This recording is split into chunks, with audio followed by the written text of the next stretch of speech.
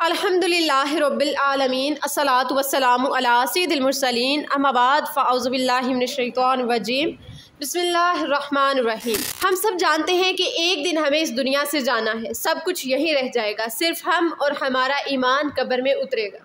कब्र अंधेरी भी हो सकती है और कब्र रोशन भी, कब्र तन्हाई भी दे सकती है और सुकून भी। अल्लाह ताला ने कुरान में एक ऐसी सूरत उतारी है, सूरतुल मुल्क। ये वो सूरत है जिसके बारे में रवायत में आता है कि जो शख्स इसे रोज़ाना रात को पढ़े अल्लाह ताला उसे कब्र के अजाब से महफूज रखेगा। इसलिए सहाबा कराम रज़ी अल्लाह ताला अन्हो इसे अलमानिया कहते थे, यानी रोकने वाली, जो कब्र के अजाब को रोक देती है। बरकत वाला है वो अल्लाह जिसके हाथ में सारी बादशाहत है। ये सूरतुल मुल्क का पहला पैगाम है। ये हमें सिखाता है कि असल ताकत, असल इख्तियारात, असल हुकूमत सिर्फ अल्लाह के पास है।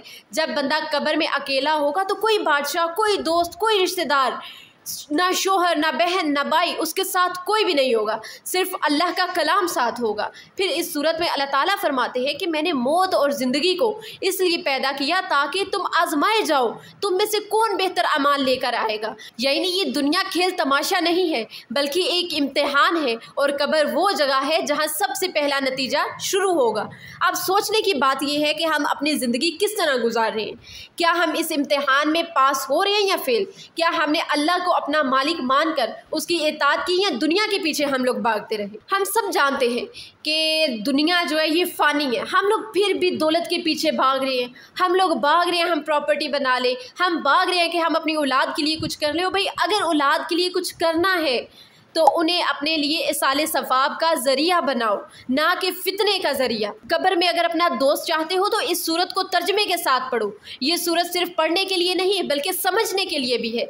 जब आप इसे पढ़ते हैं, इस पर गौर करते हैं, तो ये आपके दिल में अल्लाह का खौफ और उस पर भरोसा डालती है। यही ईमान और यही यकीन कब्र में रोशनी और तहफ़्फ़ुज़ बन जाता है। रवायत में आता है कि ये सूरत कब्र में अपने कारी के हक़ में सिफारिश करेगी और कहेगी, ए अल्लाह, ये बंदा मुझे पढ़ता था, इसे अजाब ना देना। सोचे कब्र की इस अंधेरी में जब सब साथ छोड़ जाएंगे, ये सूरत आपकी वकील बनकर आपके साथ खड़ी होगी। My dear sister and brother, हम अक्सर अपनी रातें मोबाइल पर फालतू बातों में गुजार देते हैं, लेकिन अगर हम सोने से पहले सिर्फ चंद मिनट निकाल कर सूरतुल मुल्क पढ़ने की आदत डाल लें तो ये छोटी सी मेहनत हमारी कब्र को जन्नत का बाग बना सकती है।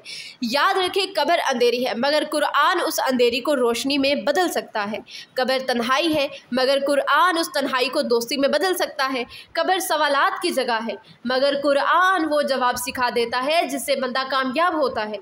आज से उनसे वादा करें, अहद करें कि हम रात को सोने से पहले सूरतुल मुल्क ज़रूर पढ़ेंगे। ये आदत ना सिर्फ हमारी आखिरत संवारेगी बल्कि आज की ज़िंदगी में भी आपको सुकून भी देगी और आपकी लाइफ को पूरी तरह चेंज करके रख देगी। अल्लाह ताला हमें कुरान के साथ जीने और कुरान के साथ कब्र में उतरने की तौफीक अता फरमाए। आमीन या रब्बुल आलमीन। अगर आप भी हमारी इन सीरीज़ का हिस्सा बनना चाहते हैं तो हमारे इस चैनल को सब्सक्राइब कर लें, बेल आइकन पर क्लिक करें, इन पहुँचता रहेगा। इसी के साथ अपनी मेज़बान ज़ुलैहा इश्तियाक को इजाज़त दीजिए। इंशाल्लाह मिलते हैं नेक्स्ट वीडियो में, तब तक के लिए अल्लाह हाफिज़।